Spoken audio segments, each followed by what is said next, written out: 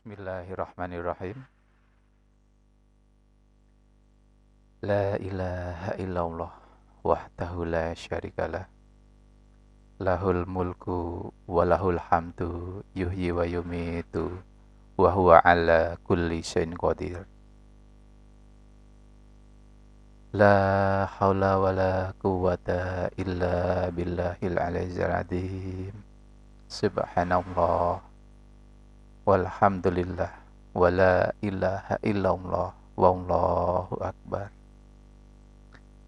Assalamualaikum warahmatullahi wabarakatuh. Alhamdulillah kita masih dipertemukan pada kesempatan ini dan alhamdulillah segala puji bagi Sang Pencipta, Sang Pemelihara yang telah memampukan saya pada kesempatan ini untuk melanjutkan satu bahasan. Semoga apa yang kita bahas ini walaupun sering kita dengar namun tetap mempunyai nilai manfaat tersendiri. Dan pada kesempatan ini saya ingin membahas satu yang berawal dari sebuah buku ya. Buku yang ditulis oleh Bapak Setio Purwanto di Padepokan Patrap Solo. Dan di sini saya berikan satu judul khusus dalam bahasan ini adalah Ku ingin selalu ada untukmu dalam setiap nafas, engkau pun selalu hadir untukku. Dan ini saya berikan satu singkatan pengingat yaitu karya anak bangsa, yaitu KKB.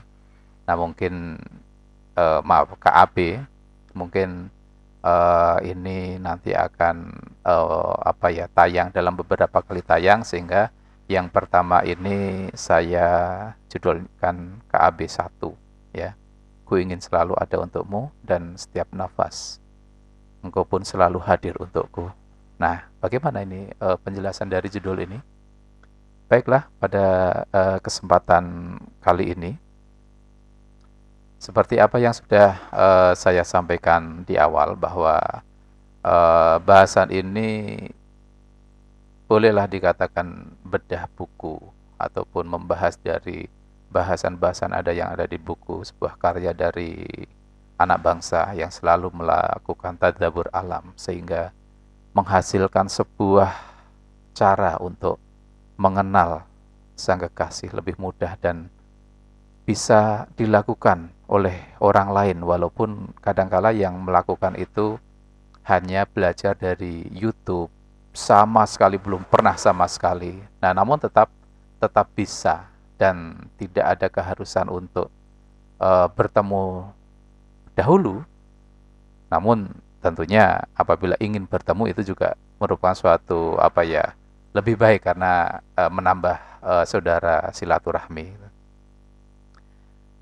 Baik, tidak lupa juga kita sampaikan doa dan Al-Fatihah untuk beliau Bapak Setio Purwanto di Padepokan Patrap Solo serta guru-guru yang lain yang telah mengenalkan kepada kita tentang satu pola tertentu untuk membuat kita lebih dekat, kita lebih baik dalam kehidupan kita.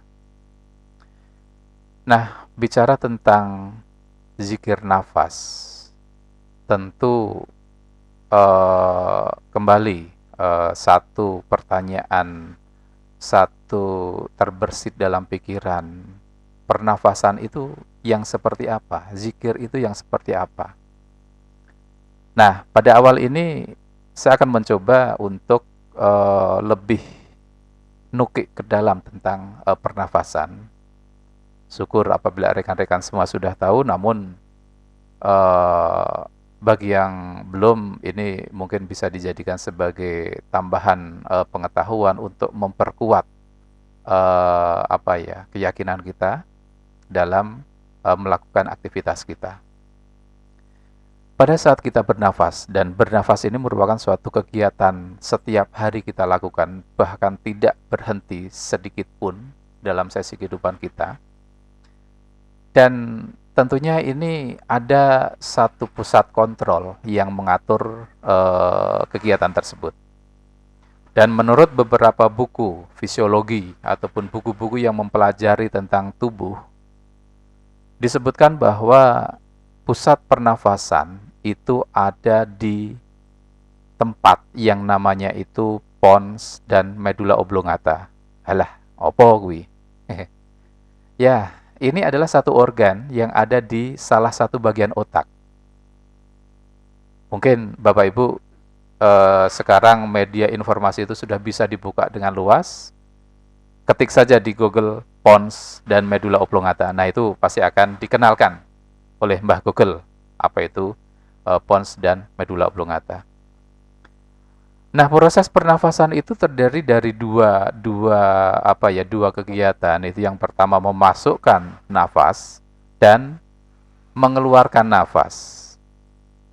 Nah, untuk masukkan udara melalui pernafasan ini, udara masuk lewat adanya suatu perbedaan atau melalui atau diakibatkan karena adanya suatu perbedaan tekanan antara tekanan udara atmosfer yang ada di sekitar kita dengan tekanan yang ada di dalam rongga dada kita. Di dalam rongga dada itu ada paru-paru dan lain-lain. Namun kaitannya dengan pernafasan ini adalah paru-paru. Sehingga dengan adanya perbedaan tekanan tersebut, udara itu masuk ke dalam tubuh. Tentunya apabila tidak ada perbedaan tekanan ini akan mengalami kesulitan untuk memasukkan udara itu di dalam tubuh. Nah, ini nanti pembicaraan lebih lanjut pada saat kita mencoba untuk mempelajari orang yang sakit pernafasan. Misalnya asma. Kenapa kok asma itu bisa seperti itu ya? Sesak nafas. Apa yang dialami, yang dirasakan oleh orang yang mengalami sesak nafas? Nah, ini adalah dasar pernafasan itu sendiri.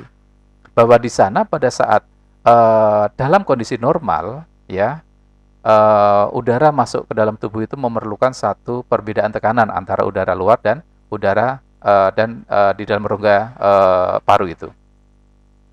Rongga paru melebar untuk menciptakan suatu perbedaan tekanan tersebut.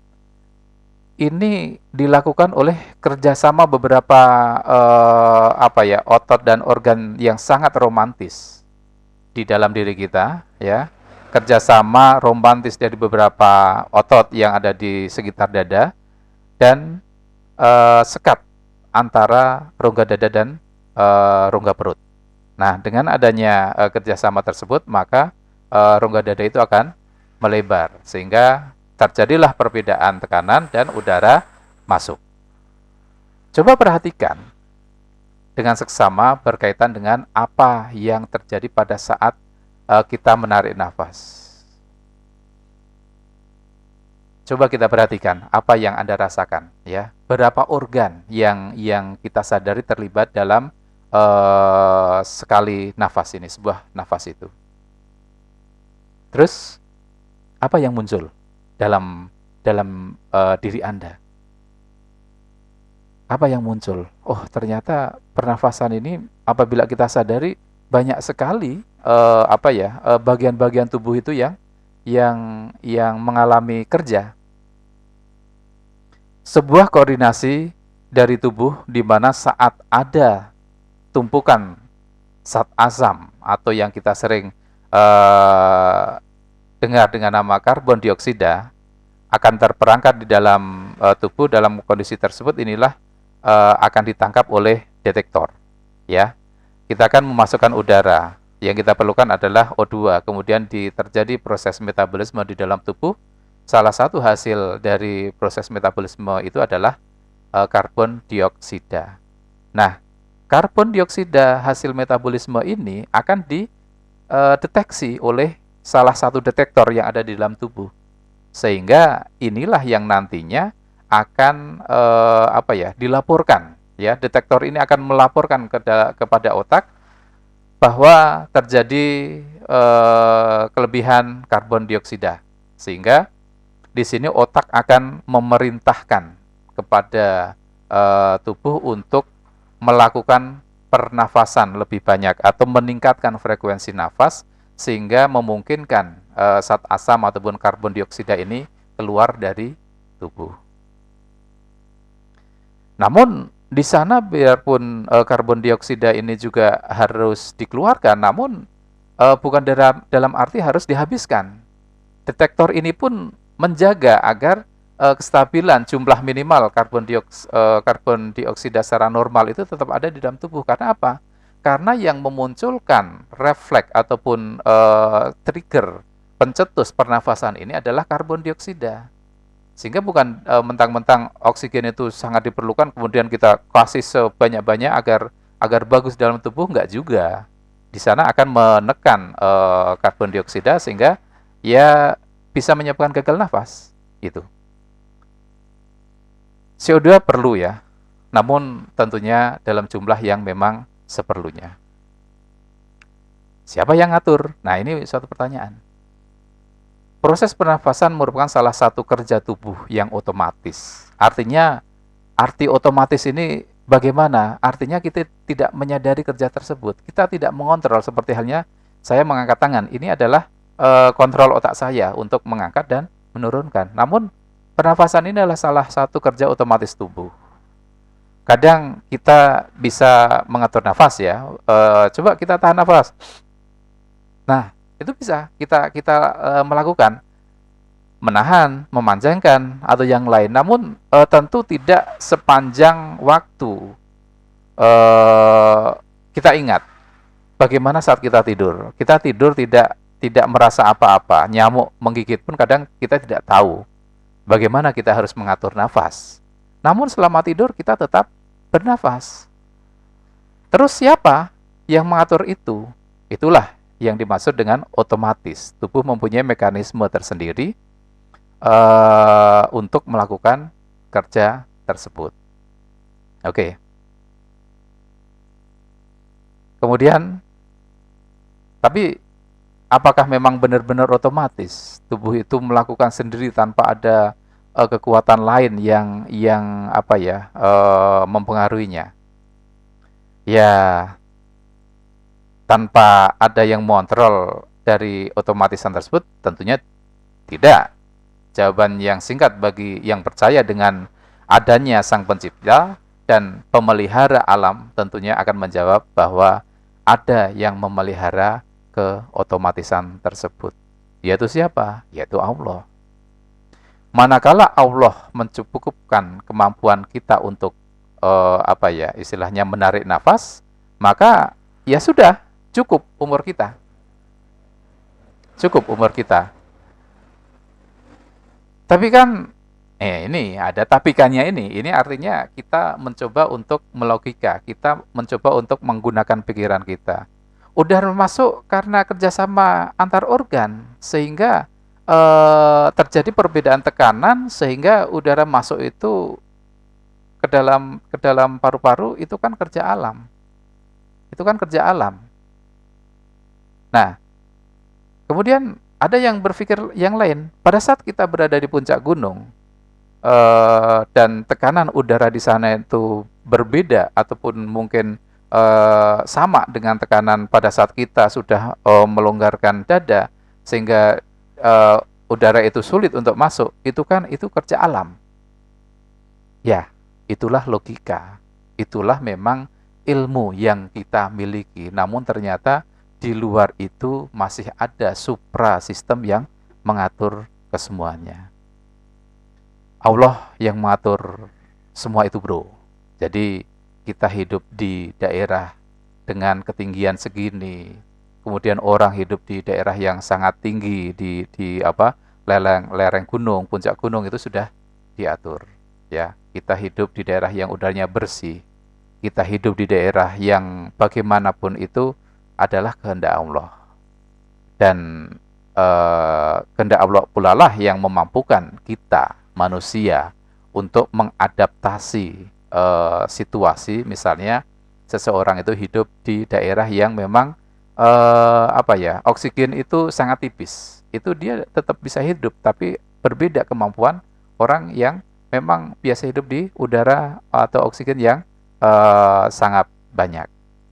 Kita bisa menahan tidak makan ataupun minum, namun coba kita pikir apakah mungkin kita bisa menahan untuk tidak nafas itu sehari saja?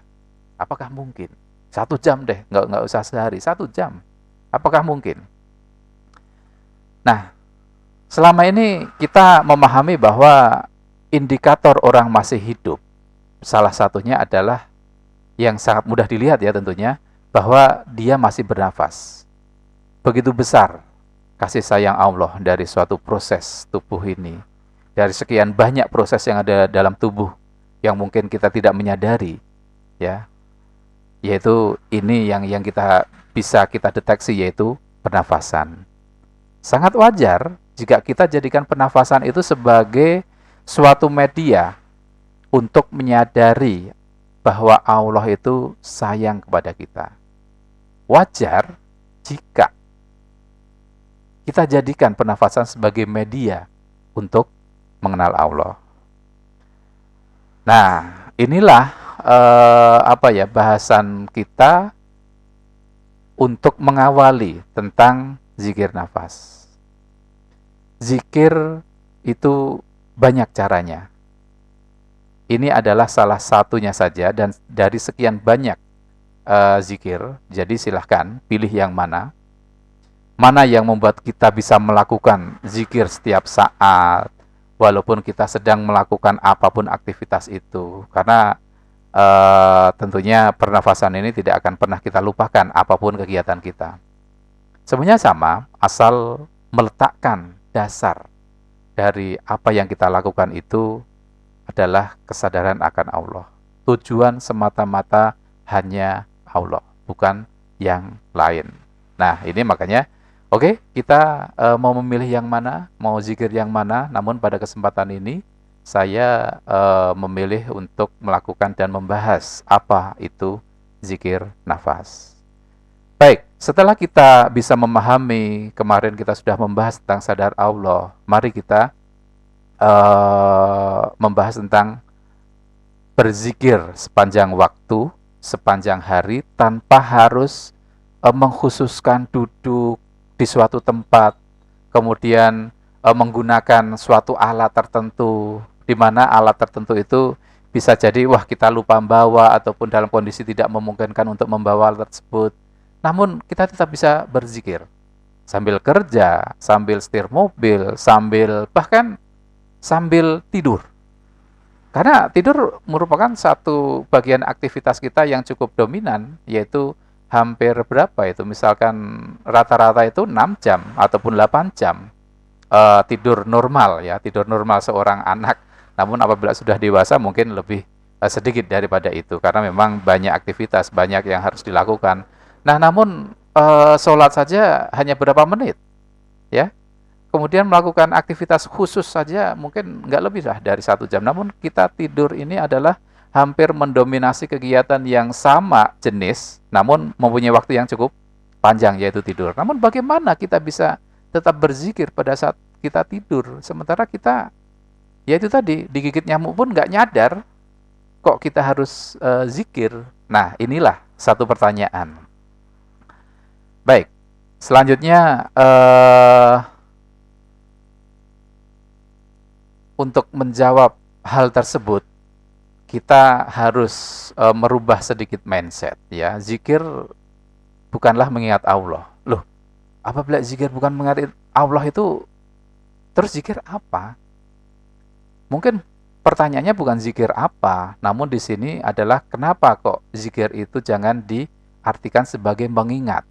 Terus apabila tidak diartikan sebagai mengingat, terus kita artikan sebagai apa? Baik, coba kita selami satu uraian ini. Karena pikiran kita tidak akan mampu mengingat Allah, sehingga kenapa kok jangan gunakan kata mengingat.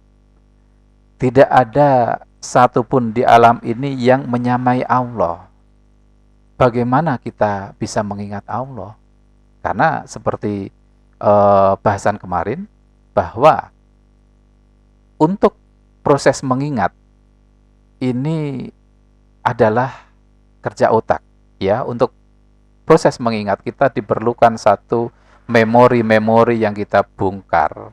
Mengingat itu adalah membongkar kembali memori yang ada di dalam diri kita, dan memori itu bisa terisi karena memang kita sudah pernah melakukan penginderaan terhadap hal tersebut, sehingga kita bisa mengingat wajah ibu kita, mengingat rumah kita, mengingat wajah anak kita, mengingat wajah istri kita, ataupun yang lain.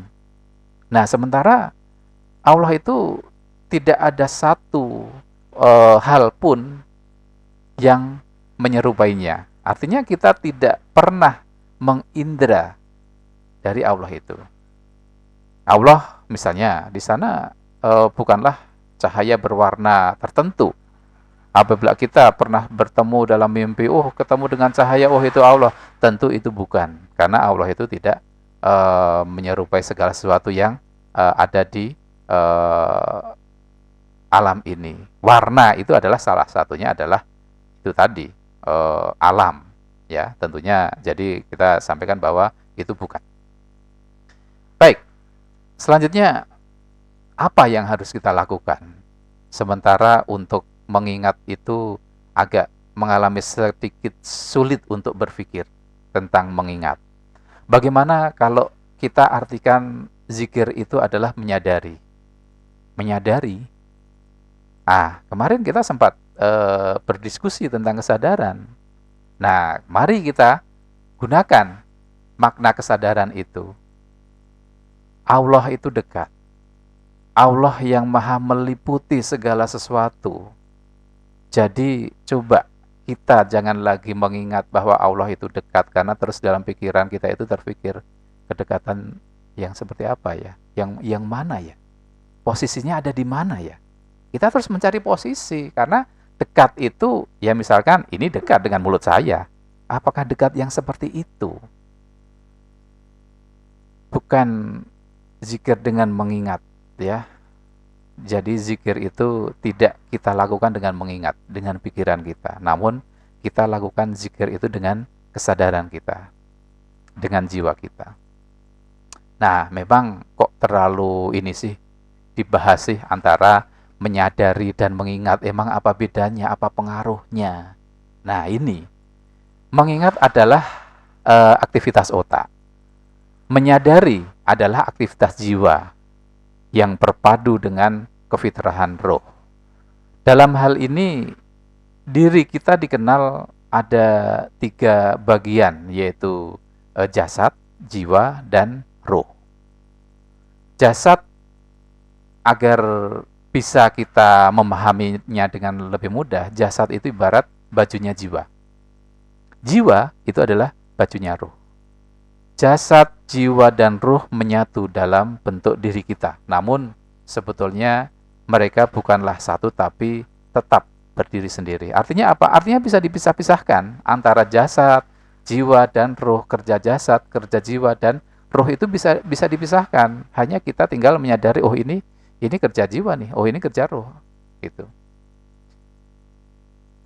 Makanya kadang jiwa ini terpengaruhi oleh jasad, sehingga jasad punya masalah apa, jasad punya kegiatan apa, itu akan terpengaruh ke arah jiwa, sehingga jiwa menjadi tidak tenang. Namun ruh yang fitri juga bisa mengaruhi jiwa, sehingga dia menjadi jiwa yang tenang. Nah, ini sedikit terhubung dengan bahasan kita sebelumnya. Jiwa yang terpengaruh oleh jasad, tadi saya katakan bahwa akan menjadi jiwa yang tidak tenang. Dan jiwa yang mendekat kepada roh yang fitri, yang terlepas dari pengaruh jasad tadi, ini akan menjadi lebih tenang. Tapi ingat, mereka adalah satu. Artinya kita tidak bisa mau memisahkan jasad, jiwa, dan roh. Ini tidak bisa dalam kehidupan saat ini, ya. Artinya kita tetap menghadapinya. Hanya memang harus memposisikan jiwa jangan sampai terpengaruh oleh belenggu jasad.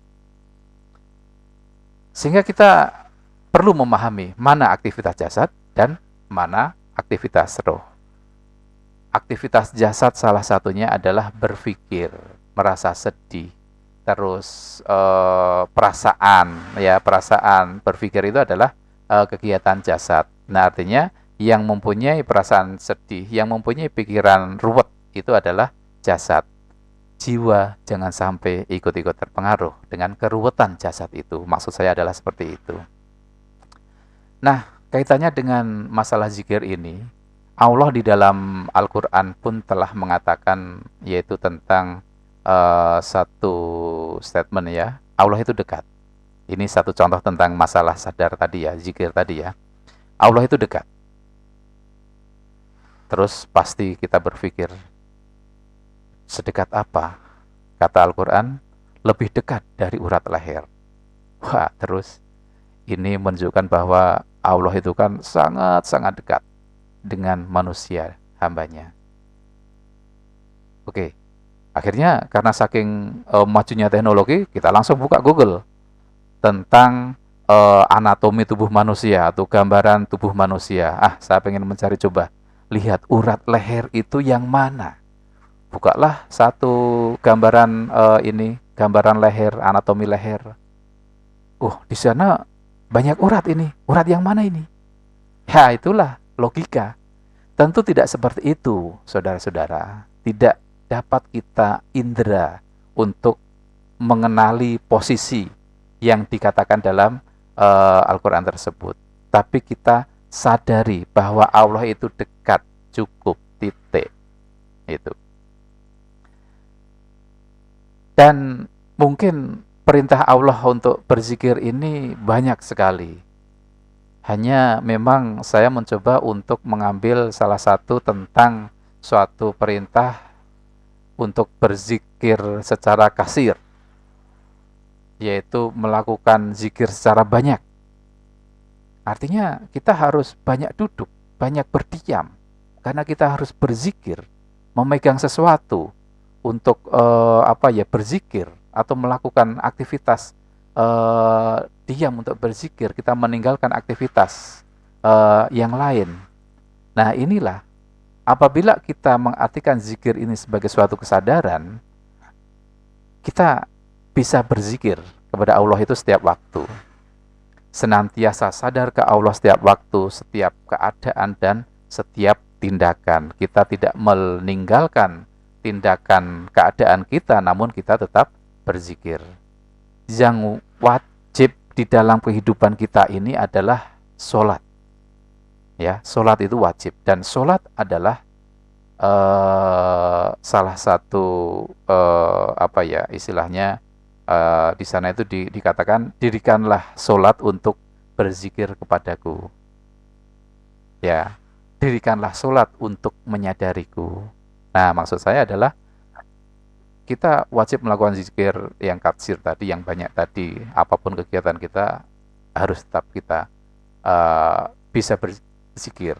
Dengan cara apa? Nah, tadi itu kita bahasan dengan cara apa ini adalah jawaban yang harus kita simpulkan pada akhir cerita ini.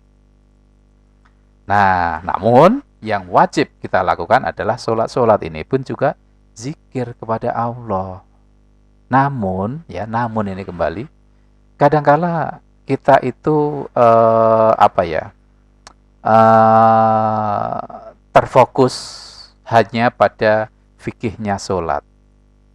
Namun dalam sholat ini lebih banyak terlepas kesadaran kita menuju ke Allah, sehingga kadangkala pas sholat itu keinget kunci saya taruh di mana. Itu tadi itu sebelum sholat itu ceritanya nyari-nyari kunci, nggak ketemu-temu. Nah, pas sholat akhirnya keinget itu kunci. Artinya apa? Artinya ya ini sholat ini bukan selalu connect ke Allah. Dan itu memang suatu hal yang sulit. Dan kadangkala kita jadi latah itu. Naruh sesuatu lupa. Udah sholat dulu biar inget. Sholat tujuannya untuk mengingat sesuatu yang ditaruh dan lupa. Kesadaran akan Allah harus kita selalu lakukan, terus menerus, dan harus kita latih. Zikir yang dawam, zikir yang tidak terputus, itu suatu cita-cita yang sangat tinggi dan sangat mungkin harus dilatih, harus diistiqomahkan. Kesadaran akan Allah harus terwujud dalam perilaku, dalam segala aktivitas yang kita lakukan. Dan ini mengingatkan kita kepada satu kisah, yaitu Sayyidina Umar bin Khattab radhiyallahu an dengan anak seorang gembala, ya, anak yang sedang menggembala. Dalam cerita tersebut secara singkat ditawari, ya, penggembala itu ditawari oleh Sayyidina Umar sejumlah uang agar dia memberikan satu kambingnya, dan dia mengatakan, kamu nggak akan ketahuan apabila hanya satu kambing. Kambing ini banyak sekali, yang kamu gembala ini adalah banyak sekali. Pasti tuanmu tidak akan menyadarinya bahwa satu kambing itu hilang. Tapi apa yang terjadi? Anak itu menolak. Karena apa? Karena kesadaran dia bahwa walaupun tuannya itu tidak tahu, tapi Allah tahu, sadar bahwa Allah itu ada di dekatnya, sehingga tahu. Nah, ini adalah satu kisah yang harus kita tauladani, sehingga kita harus malu. Masa sih Allah kita akan ajak untuk menyaksikan ataupun melakukan perbuatan yang maksiat? Ya, ini apabila kita menyadari Allah itu dekat, Allah itu ada di sekitar saya dan bahkan sangat dekat, jadi nggak tega untuk melakukan satu perbuatan maksiat. Dan ini sebagai pengingat kita. Dan pada saat iman itu kuat, itu akan bisa kita lakukan. Namun pada saat iman itu lemah, itu sering lupa. Namun jangan salahkan iman. Ya, kita harus tetap selalu menyadarinya. Baiklah, cukup sekian. Kita sudah 30 menit. Jadi sedikit-sedikit saja, namun kita coba pahami, kita bisa menganalisa sedikit-sedikit yang kita sampaikan ini. Pada kesempatan selanjutnya, kita akan membicarakan lebih lanjut kaitan dengan zikir nafas, kaitannya dengan dasar-dasar kenapa kita harus berzikir nafas dan segala macamnya lah. Sehingga nanti akan muncul pemahaman, ya, ini adalah salah satu cara berzikir, tidak menyalahkan yang lain. Ini adalah salah satu cara, dan silahkan pilih yang mana. Namun saya memilih yang ini karena bagi saya itu mudah saya lakukan untuk berzikir secara dawam, dan ini tidak menyalahi sesuatu yang berkaitan dengan akidah kita. Terima kasih. Assalamualaikum warahmatullahi wabarakatuh. Saya tunggu kritik, saran, komentar, dan lain-lainnya. Terima kasih. Assalamualaikum warahmatullahi wabarakatuh. Salam sejahtera, sehat selalu.